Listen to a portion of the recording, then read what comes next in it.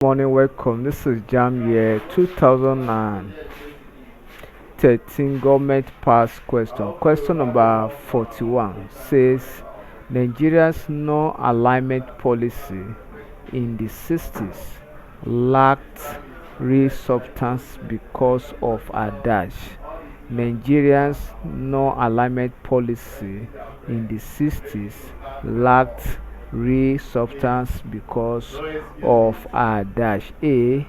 Close ties with Britain. B.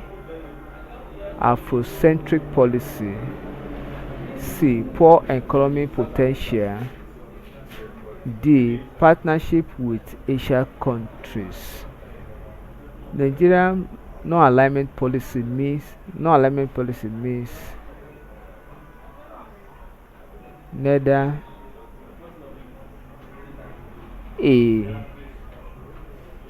member of West Western Bloc nor Eastern Bloc.